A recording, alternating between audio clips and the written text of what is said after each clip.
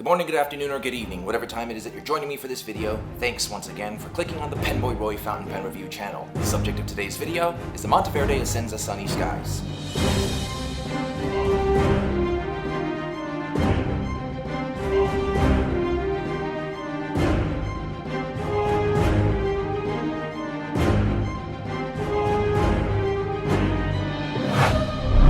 Yair was a dude that came to America from Israel. He decided to study business and later decided to make all that brain work into a company called Yafa.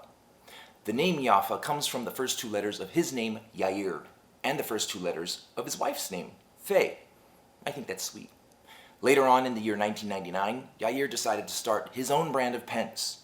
He went Walter White on the world, and with this new brand of pens, got everyone to say his name without anyone realizing it, or without even having to use the words, "say my name." This is the year that the brand Monteverde started. See, Yair's last name is Greenberg. In its German form, Grünberg means green mountain, and green mountain in Italian is Monteverde. Thus, Monteverde is his name. And you better believe that Yair, every time someone says the name Monteverde, is all pimped out like Heisenberg in his head saying to himself, "You're goddamn right." This company has since become a major player in the sales of fountain pens and inks. The business model that they operate around is the idea of producing luxury pens that look like they cost fat stacks, but in the end, don't drain you of all your cheddar. That was another Breaking Bad reference. Now, in doing so, they have bridged the gap between low-end pens made of crap and high-end pens made of materials such as acrylic and carbon fiber, often seen in pens costing in the range of several hundreds of dollars, if not more. Now, despite how Yair Greenberg wears his hair, he is not a man stuck in the old ways or in the past. No, he is a man that is constantly looking to innovate ways of making pens to reduce cost, yet at the same time, keep the elements about a pen that makes it look expensive. One such pen is the Monteverde Essenza. This pen gets its name from the word essence, translated in Italian, and all indications point to it not being any iteration of Yair Greenberg's name, I think. All jokes aside, and despite my making fun of everyone and everything, including myself, I want to take a second to share what I found out while researching this brand. Yair is a dude that is proof that the American dream is real. He is a guy that tried his hand at education. He took that education and added hard work and dedication to his passion for pens. The result? A very successful business 40 years in the making. With any successful business, there is always a level of villainizing that gets associated with the people involved in these businesses. I don't know the man. I never met him. Probably never will. To me, he just reminds me of the bad guy from the movie Golden Child. But the story that is his life is one that reminds us that there is success in having will. It's a story that says, work hard, play hard, don't give up, don't make nonsense excuses, equals success. I tip my hat to the man for being an example of the American dream. And in achieving this dream, he further infects many people around the world with the fountain pen virus using gateway drugs. And those drugs are called Conklin and Monteverde. But that's not all. In furtherance of infecting people with the fountain pen virus, his company also distributes Peniter, Online, Stipula, Paraphernalia, Marlin, and as of recent, Diplomat. There are others on the list, but I don't remember them at the moment. That's all I have for the background information. Moving on to the neutral zone. Those elements about the pen that are neither good or bad, or can be good or bad, depending on you. The nib is a stainless steel No. 6 nib stamped with the brand logo and the name 2 times. We have the brand name on the top left of the nib, as well as the bottom of the nib by the base. Under that is the stamp USA. The feed is your standard cheapy plastic feed found on plenty of cheap and high-end pens. The nib and feed are both part of an unscrewable nib unit. These can be interchanged with other Monteverde pens as well as other Conklin pens. The grip section is made of metal. It has a slight taper to a rounded, rimmed flare. The threads on the grip are also metal. These threads screw into the threads on the inside of the body. The threads on the outside screw into the cap. After the threads on the body begins the slightly tapered octagonal acrylic body. At the end is the end cap. It's a metal end cap. The end cap, unlike the body, is cylindrical. The cap is also a tapered octagonal faceted design. The finial has an interesting design and is rather solid, being all metal. On the top of the finial is the logo of the brand, laser engraved. The clip is a triangular shaped clip with a bulbed end. The tension on the clip is moderate. The center band is a simple wedding band style center band with the brand name on the front and the model Essenza on the rear. The pen comes in your standard Monteverde packaging that has this outer green sleeve. On the inside of the sleeve is your standard green clamshell box branded Monteverde. Open up the box, you have your off-white interior. I want to say that it's pretend leather, but I'm actually baffled because it smells a lot like real leather. It even feels a lot like real leather. Also included are 2 info cards with warranty info, along with the filling instructions. Underneath the bedding is a dime bag with your 2 standard international ink cartridges, 1 blue, 1 black. That's all I have for the neutral zone. Moving on to the good, those elements about the pen that are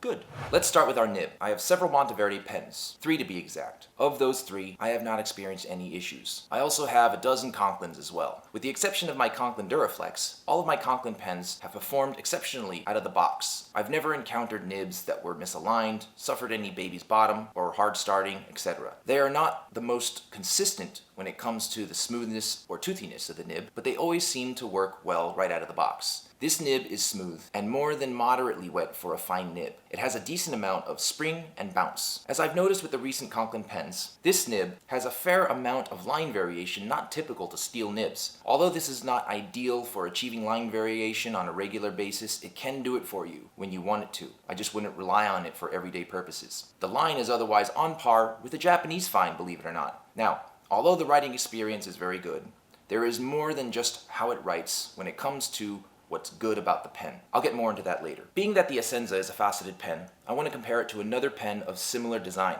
I honestly believe these pens are both uniquely designed, and although they share similar characteristics, they are both unique and inspired by their own origins. The Visconti Vertigo is also an 8-sided pen with metal furniture. It has a steel nib and is also a cartridge converter filled pen. The 2 major differences are in the gold thong underwear the nib has on it and the price tag of $380 at most online retailers. Let's also take a look at a Japanese pen, the Platinum Century 3776. This one happens to be the Kumpu. These pens can range from $150 to the upper $200, the regular series ranging in the lower price point. This is a justifiable price. Although it is an injection molded pen as opposed to turned acrylic, this pen offers a very well tuned and adjusted 14 karat gold nib. These pens by Platinum are always a solid choice. This next pen is in an entirely different class. This is the Aurora Minerale 88. These transparent demonstrators pens are made in-house in Italy, down to the nib and feed. Although this pen pulls a very high price tag, there is so much about it that can justify its cost. Maybe, depending on the type of collector and user you are. Let's also look at a TWSBI Diamond 580. Also a fantastic pen, a piston filler, I like it. But I want to focus on the Jowo nib. When it comes to comparing the Monteverde nib to these nibs, it is more than fair to say that the TWSBIs are generally more toothy with more feedback. I would also say the line width of this TWSBI Extra Fine is about the same as the Essenza. So going back to what I was saying earlier about the other elements that make the pen that are really, really good. When looking at this pen, the depth and swirl of this pen is beast. The walls of the acrylic are solid and thick. The polish is also really amazing. All the sides of the pen are even and super shiny. The build quality is phenomenal and has a very solid and sturdy feel to it in the hand. It is not a large pen by any means, but it has a substantial feel in the hand, and the moment you hold it, it has a feel of quality. I was really taken back by how beautiful this pen looks. Looking at this pen for the first time, I had the same look an inmate has in a brothel for the first time in 20 years. It was a look of frozen, dumb confusion with an overlay of disbelief and happiness all at the same time. Now, I understand that making a faceted pen requires more effort and work than a round pen. It is more often than not that a pen with this design is found on pens that pull a price point that ranges from the several hundreds, if not more. This pen, however, not even close. Speaking of dollars, moving on to the bad. Let's talk coin. The MSRP of this pen is $95. However, with retailers online, this pen can be bought for $75.95. I got mine at Gold Spot Pens. Thanks again to Tom, Kieran, Sal, and Dawn for that. Now be advised, there are some retailers online that currently list the MSRP at $125 with a sale price of $100. Why is that? Well, the answer is simple. Jaffa decided to originally price the pen at the higher price point aforementioned, and then later they decided to lower the price in keeping with the philosophy of offering stuff that looks expensive but isn't really that expensive. Some retailers just didn't get the updated pricing information, so don't go thinking that the retailer is being greedy. That is not the case. they are simply being guided by information provided to them and didn't get the update.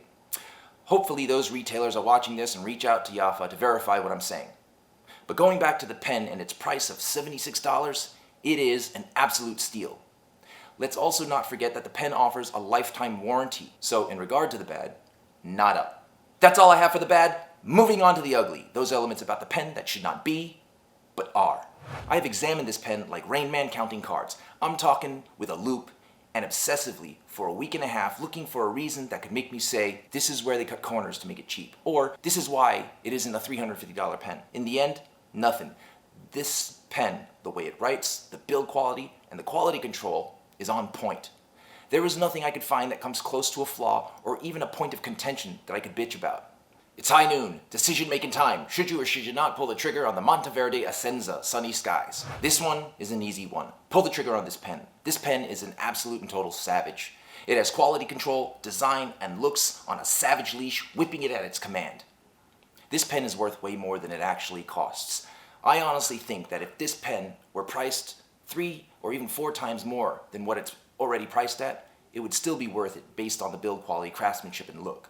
For under $100 at $76, this is a no-brainer. This pen is a really good representation of luxury at an affordable price. I get it. It sounds cliche, but it's true. That was my review on the Monteverde Essenza. I hope you found it helpful. Check out the description below for information on the PenBoyRoy Fountain Pen Review channel discount code to Gold Spot Pens. Also, follow me on Instagram and Facebook at PenBoyRoy. I'll be using Facebook to post updates on reviews, pictures, gripes, and such. I'll also use it to post information on weeks that I can't put up a review or am unable to for whatever reason. Thank you again for watching. Love you guys. Be well. Be safe.